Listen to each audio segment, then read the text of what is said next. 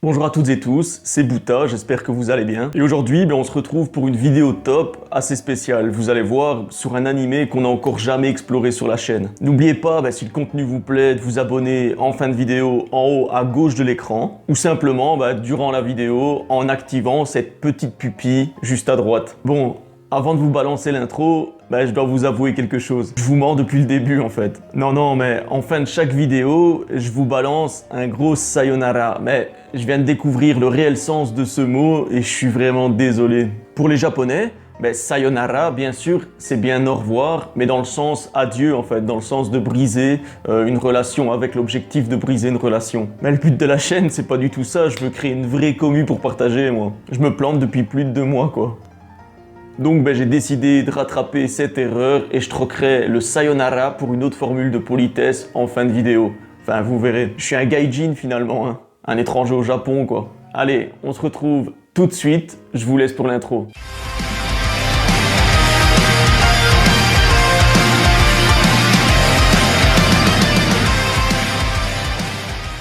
Aujourd'hui, je vous propose un top 5 des meilleurs membres de l'organisation criminelle d'Hunter x Hunter, la bien connue Brigade Fantôme. Une bande de 13 utilisateurs de nen, donc d'énergie vitale, voleurs et assassins, avec tous un tatouage d'araignée sur le corps, que ce soit sur le bras, dans le dos, dans le cou. Et à l'intérieur de cette araignée, ils disposent tous d'un chiffre qui va les placer dans la hiérarchie, on va dire, de l'organisation criminelle, un peu comme les espadas dans Bleach en fait. Donc celui qui porte le numéro 1 est censé être le plus puissant, celui qui porte le numéro 10, l'un des moins puissants. Mais bon, aujourd'hui, on va pas s'attarder sur ces chiffres et je vais vous donner mon propre top 5 en rapport à ce que j'ai pu voir dans l'anime et aux capacités que ces 5 combattants possèdent.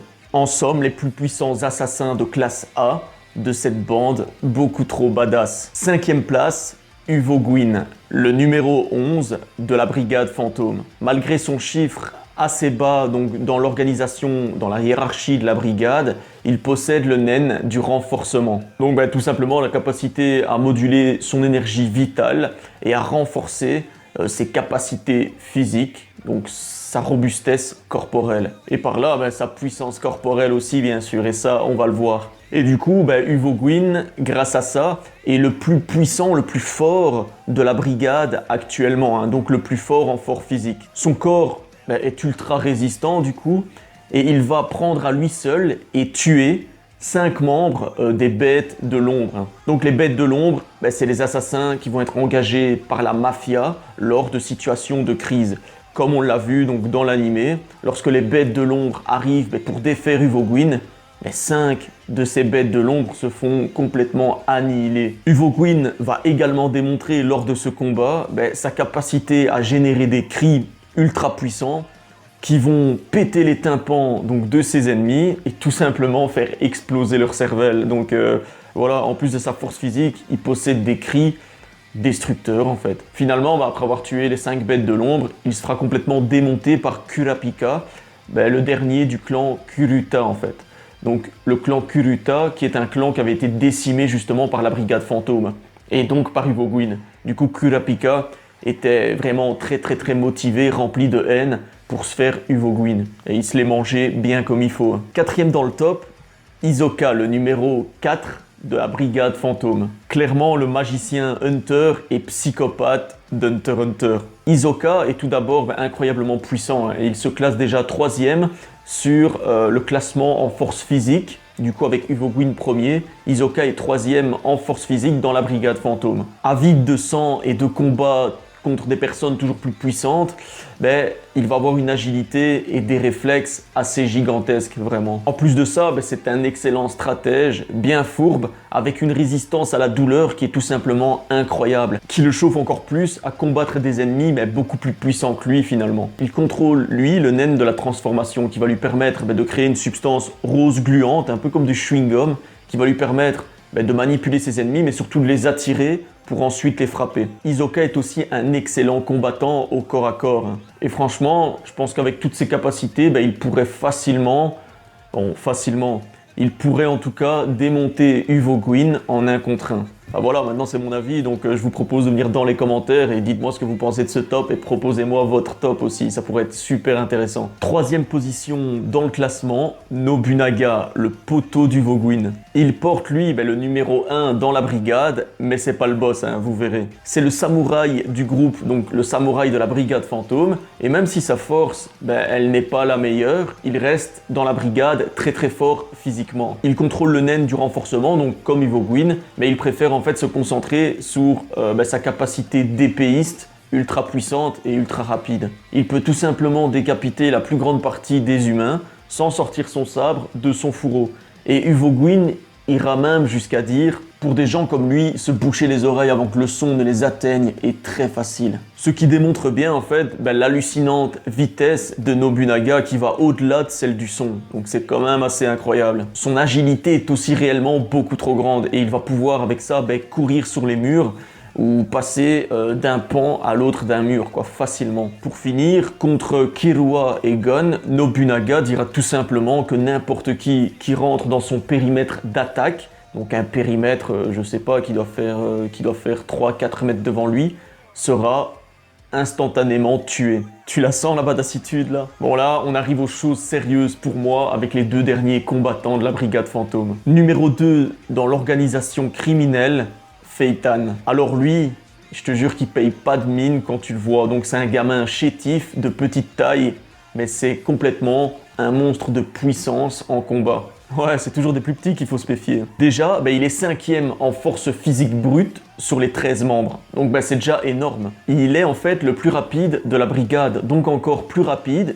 que le samouraï Nobunaga. Quand il va se mettre à courir, sa vitesse va augmenter à chaque pas considérablement, jusqu'à plus du tout l'apercevoir en fait. Il va pouvoir créer par là plusieurs images rémanentes de lui-même, donc plusieurs Feitan, et attaquer en même temps avec toutes ces images. C'est assez fou. En plus de tout ça, son endurance semble quasi infinie, hein. C'est un peu un cyborg le gars. Et il va cacher une épée dans sa manche qu'on ne voit jamais. C'est une épée qu'il a dans une canne comme ça. Et avec ça, il va pouvoir parer des attaques ou tout simplement trancher des ennemis. Trancher des ennemis.